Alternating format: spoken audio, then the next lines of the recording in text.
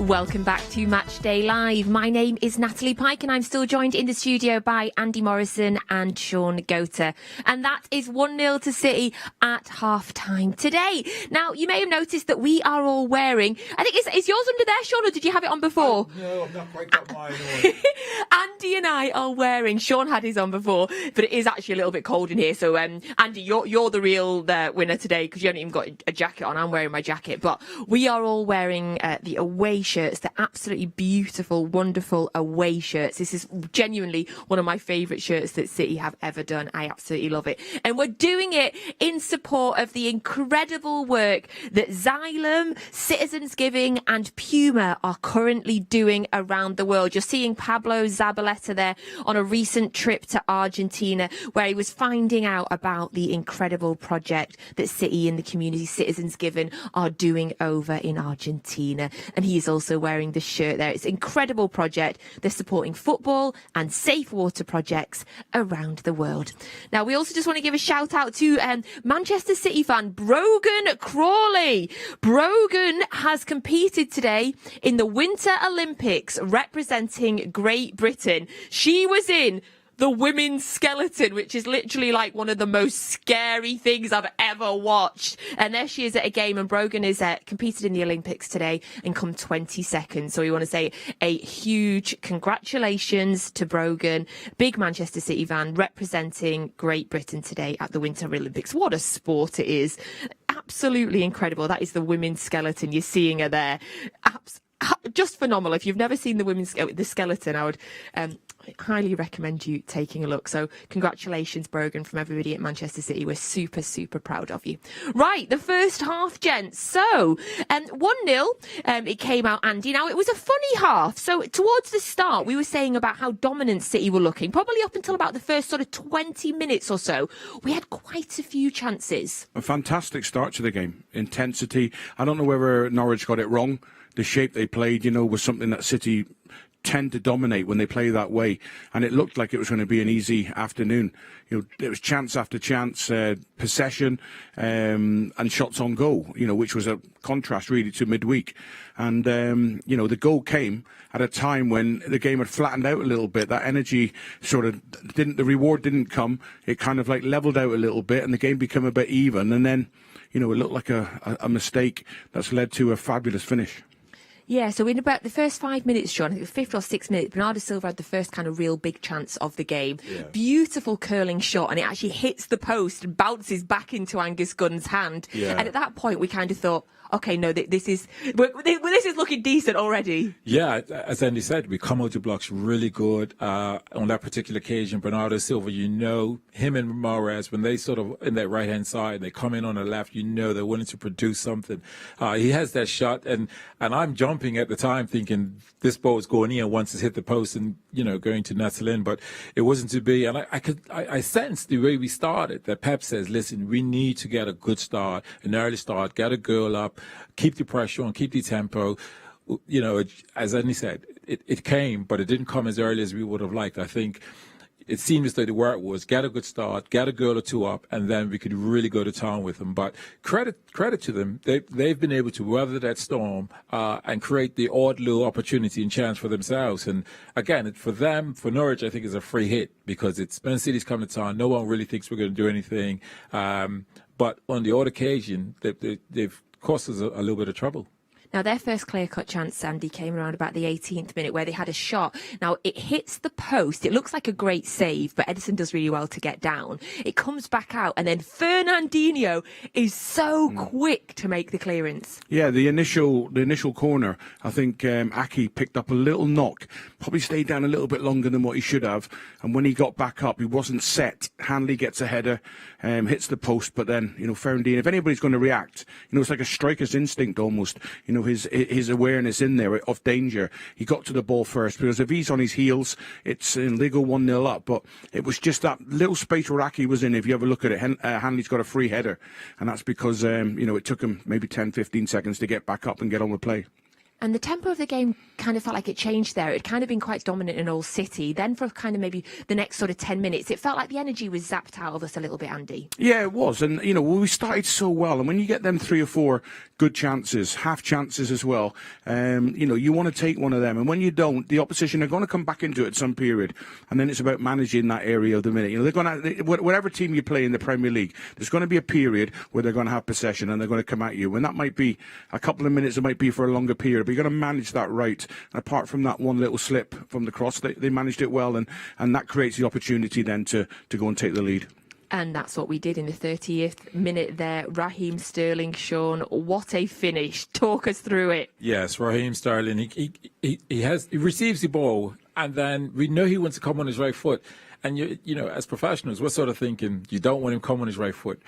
But there are times when they just can't stop it. He shifts it onto his right foot. Aaron's, the fullback, is probably is very aware that he wants to come on his right, but can't really stop him. And he goes for the shot. In fairness, Aaron gets a little nick on it.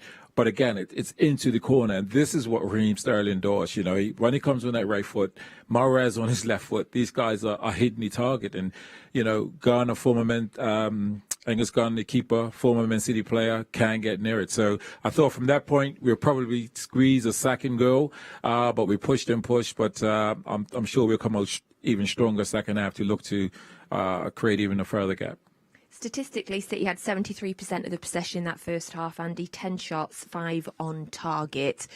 With it just being the 1-0 at the minute, we are going to have to come out in the second half and really kind of push on, keep an eye on Norwich. Yeah, they don't, the football club are relentless. So the club, every single game, it's relentless. They just keep asking the question.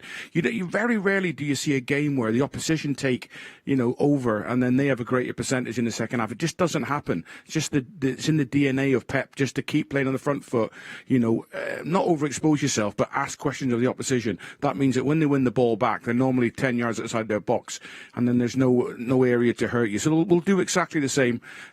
That second goal is important, the same as the Brentford game midweek. Once that second goal goes in, then it's really, will we get the third or fourth? For me, I think when we look at City, defensively, I think we just need to be switched on to ensure that we don't concede because we're dominating possession. And something we have to look out for is that when Norwich have the ball, we create like a box in terms of our 2 centre-backs and Zinchenko will come inside alongside Fernandinho. And that little box creates a defensive structure. So if they counter-attack, essentially the ball then has to go wide because that box that we make there keeps us solid centrally. So you'll see that we'll go into that formation. But again, it's about being switched on as we're dominating possession. The centre-backs need to be switched on. So because Pukki's a willing runner. Once or twice they've slid him down his side and he'll continue to do that. Now, we're going to have a look at our Who's stat. Usually by this point, you will have had 2 clues, but we got a bit carried away in the pre-match show doing celebrations and marking them. So we never got the chance to give you the second clue. So I'm going to give you all 3 clues now. See if you can guess who this City player is. It might be a current player. It might be a former player. So your first clue was this player has scored a winner in a cup final for City. That was your first clue, and your kind of instant reaction, both of you, was Yaya Toure. Right, your second clue. This player came through an academy renowned for picking players from one particular region. Who do you think that might be now? Sean, I'm looking at you. Andy? Oh, that's really interesting. Renowned for picking players for one particular region.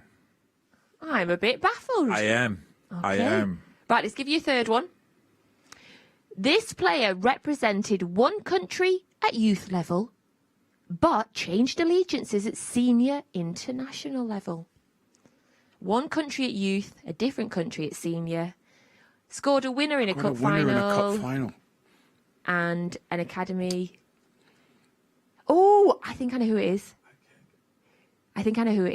Share the good news, Nat. Well, I'm just taking a guess. We'll tell you at full time. We'll tell you at full time. There is an England player in the City team that was born in another country. I wonder if it's him. I don't know. I'm just guessing. Any ideas? Maybe even more confused. Well, we will let you know what the answer is at full time, and do send us your thoughts on who the player is well using hashtag Man City. You have also been sending us in your questions via WhatsApp. Thank you very much. Keep them coming in. I'll try and get through as many as I can. So let's have a little look.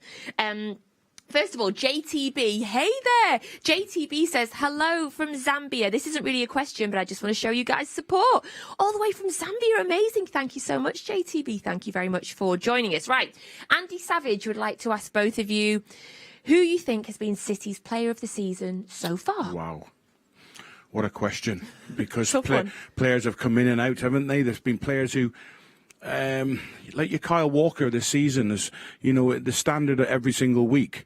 It's hard for me to call out an outstanding player at this point because there's 5 or 6 players that are having the seasons of their life.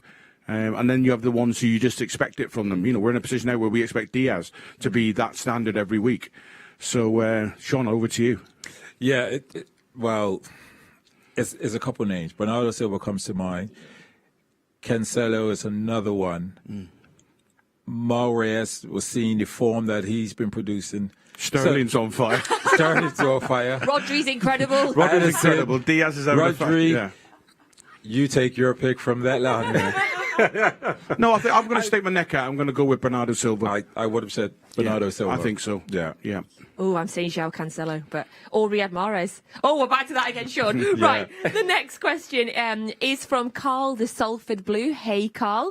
And Carl would like to ask who your favourite City player is ever and who your favourite footballer is ever.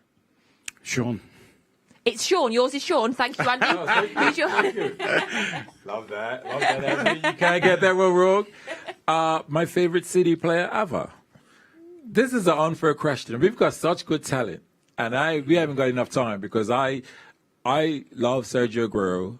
I love Yaya Toure. I love Kevin De Bruyne. See, and David Silva, Vincent Kompany. David Silva.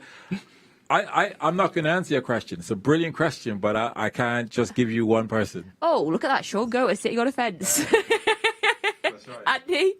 Again, it's a really, really tough one. I think, I struggled with injuries throughout my career, and I think of the injuries that Vinny had, in the periods he was out of the game, and the courage. I actually spoke with him once about it, and and the philosophical mindset he had about, I'll just do what I can do to be the best I can be and get fit, and if I play, and I felt incredible strength in that. So, with the way he captained the club for over a decade, and I think I'd have to go with him as my favourite City player of all time. I think many, many people watching at home will be nodding along with you, Andy. Thank you so much. Thank you, Sean. I'll give you the second half to think, Sean. We'll come back to you. Yeah. We'll come back to you. Sean loves everybody. That's the problem. He's like, I love everybody. Right, thank you so much for joining us on Matchday Live. We'll be back at full time to talk about the second half. We'll also be giving you the answer to who's stat. Remember to get your commentary now for the second half on the Manchester City app with the wonderful Ali Man and the brilliant legend Michael Brown. That'll keep him happy. He always complains that I don't give him a big enough uplift there. It's Michael Brown. He's brilliant at commentary. Listen to him. We'll see you at full time.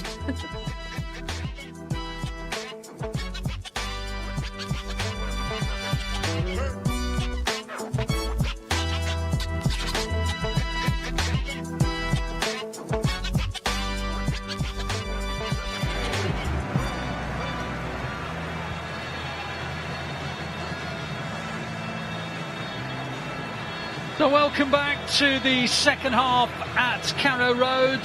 City and Norwich both out on the field.